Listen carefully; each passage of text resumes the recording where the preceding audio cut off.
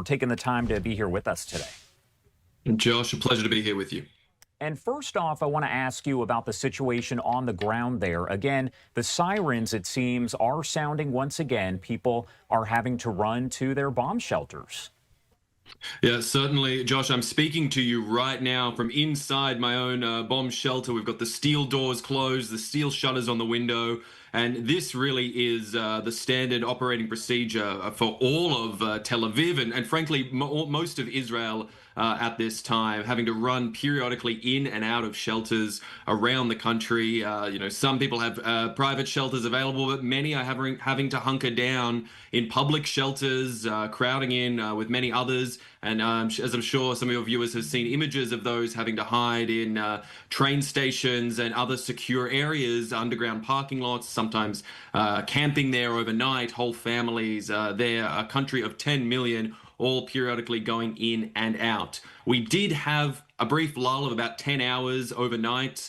I believe it was from around midnight till around 10 a.m. where there were no sirens, blessedly, for over all of the country, outside of a little bit from the north from attacks from Hezbollah. But that seems to have broken now. We've had a couple of sirens already this morning, and I guess we'll just have to see how much more consists and persists over the course of the day. And you're taking a live look there over Tel Aviv at this hour on the left-hand side of your screen. Going to pop this up from our friend Trey Yingst over at Fox News. He posts, and he has been, kind of the alerts that continue to come in. It says incoming missiles triggering sirens across central Israel. This, as you mentioned, Asher, has almost become a way of life, not just over the past several days, but over the past several years. Most certainly, Josh. I mean, Israel is one of the few countries in the world to have the sort of extensive bomb shelter system that it has. Most homes built after the mid-90s have shelters built into them. There is a wide system array of public shelters as well. Many buildings, parking lots, whatnot are reinforced as shelter spaces. So this is really a way of life for Israelis. That being said, there had been relative quietude for a while in the wake of the ceasefire with Hamas in Gaza. There had been a lull. The Houthis had stopped firing missiles since the 12-day war back in June of last year. There had been no missiles coming from Iran. So there had been a sense of quiet for a while. People had started to get used to a sense of normalcy of not having to run to shelters. Obviously, that's all changed now in the wake of the start of this conflict. People are back in and out of shelters, not really traveling far from. It is under the Homefront Command recommendations that Israelis always stay within about 10 minutes of a shelter at any given time, which makes travel across the country, daily work and the like, much trickier for many Israelis. One thing we heard on Monday from U.S. House Speaker Mike Johnson, very interesting here, as he was asked a lot of questions about the situation with Iran and the Operation Epic Fury. He said essentially that the president was left with a very difficult decision because Israel had said that it planned to attack Iran. It wanted to attack Iran. So the U.S. had to essentially decide if they wanted to be a part of that. Break down for me kind of your thoughts on the fact that the U.S. and Israel came together. What does that tell you about the significance of taking down the current Iranian regime?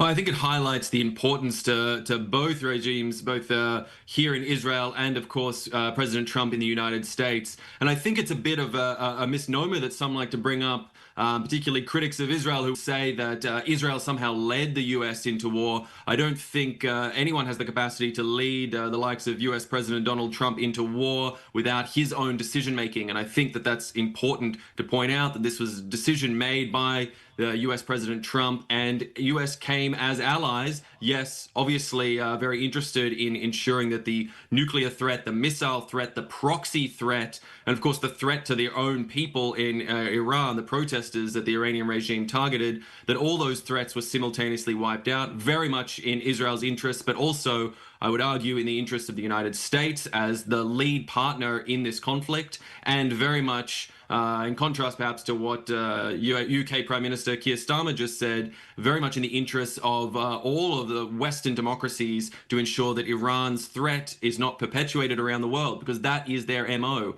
Arming proxies, giving them direct missiles or intelligence or capabilities to act in splinter cells around the world. And that's what they've been doing for the past 37 years under Ayatollah Khamenei, who now is deceased, has been targeted and assassinated by US and Israeli strikes, and now will no longer be able to perpetuate that reign of terror around the globe.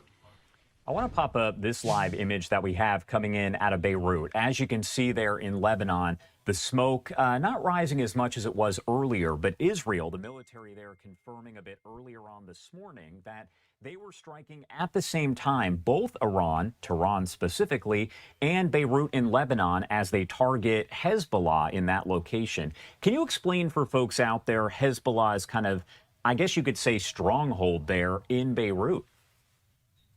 Yeah, certainly right. So Hezbollah does have a stronghold in the southern suburbs of Beirut, but they operate all throughout southern Lebanon. And this has been known for a long time. This is going back, we're talking to the Second Lebanon War back in 2006, when there were meant to be conditions put in place to prevent Hezbollah from operating in southern Lebanon, but south of the Litani River. I won't get too much into the technical geography there, but Hezbollah operates throughout all of southern Lebanon, and Israel has for a long time attempted to dismantle, remove their forces in that area, which involved in the invasion of southern Lebanon that occurred last year. And now we're seeing a repeat of that.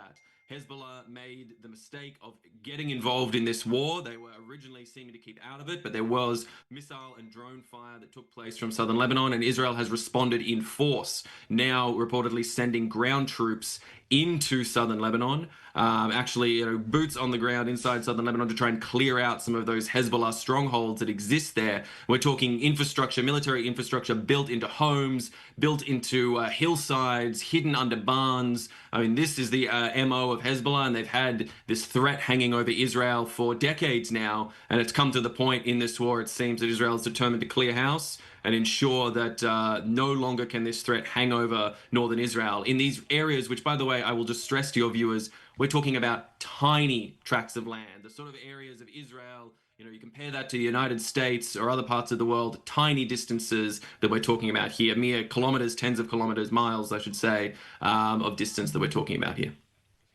As far as what happens here in the coming hours and days, President Trump has already said that this could last, this Operation Epic Fury could last for 4 to 5 weeks. What do you think is going to be Israel's role in all of this? Do you think it's going to continue to be kind of a simultaneous operation, a joint operation where the U.S. and Israel continue to take out the IRGC and other strongholds there in Iran?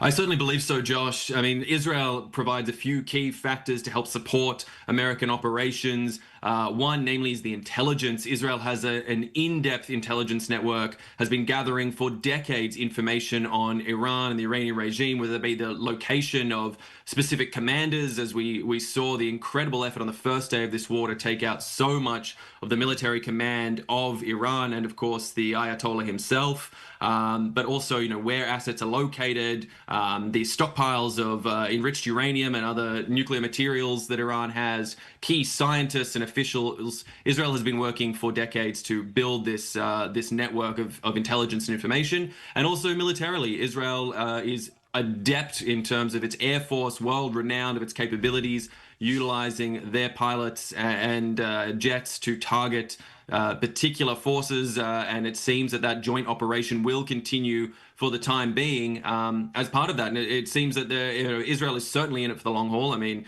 the country itself has been operating against Iran for decades, so there's nowhere else to go. But working alongside the United States as a key and critical senior partner in the relationship is really seems to be the direction for the next foreseeable future. The first part of this joint operation there led, of course, to the death of Supreme Leader Ali Khamenei. And you also have about 50 other top Iranian officials who have been killed in those strikes there, and that number likely to rise. But is this the end of the current Iranian regime? Is this maybe the beginning of the end? It's the million-dollar question there, Josh, and I don't think anyone really has an answer to that in full and complete right now.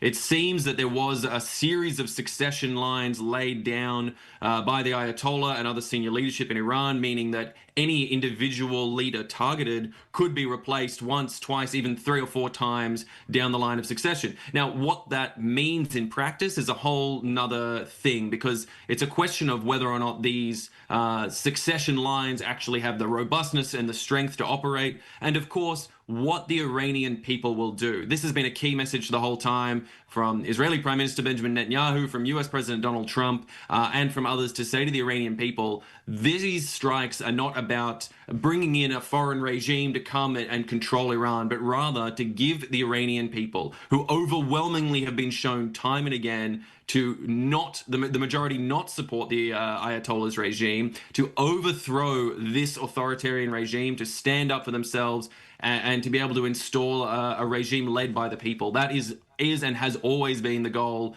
certainly of Israel and the United States, to overthrow this regime and instead have the Iranian people lead. And that is really the idea there. But whether it'll happen now, whether we are at the start of something, I frankly think it's too early to tell. You know, the key targets are still being struck, as we heard from US President Donald Trump. The biggest wave of strikes from the US is yet to even occur. So while we're still targeting these key elements of the current regime's power, it's too early to tell whether the protesters will be able to take to the street and overthrow the government, but that is the goal in the long term. Asher, thank you so much for taking the time to join us here. Obviously, a lot to discuss and a lot to break down, so I'm sure we'll have you back very soon. But anything that we missed, anything that you want to make sure that you add here before I let you go? I really want to stress, the nature of the Iranian regime's strikes as we're seeing them now. Obviously, I'm sitting here in Tel Aviv, the key and obvious target for the Iranian regime. But as we've seen and mentioned before, they are striking all over the region. They are flailing like a dying and wounded beast, shooting at any and everyone they can, whether it be Saudi oil assets, whether it be threatening the Straits of Hormuz, one of the most important shipping lanes in the world. Whether it be hitting Dubai, a city with transport hubs, influences, economy and more. These sort of strikes are the sign of a dying beast, and hopefully the start of the end of this regime. But as I said, it's a little too early to tell, but we'll have to see how this plays out in the days and weeks ahead. Plenty to watch. Yeah, we'll definitely be watching it all unfold and bringing our viewers here the latest information. Asher Westropp-Evans, thank you so much for taking the time to join us here. We definitely appreciate your insight. Thanks so much, Josh. And of course, we continue to follow everything related to the ongoing situation here, Operation Epic Fury. We know, of course, Israel has a different name for that operation.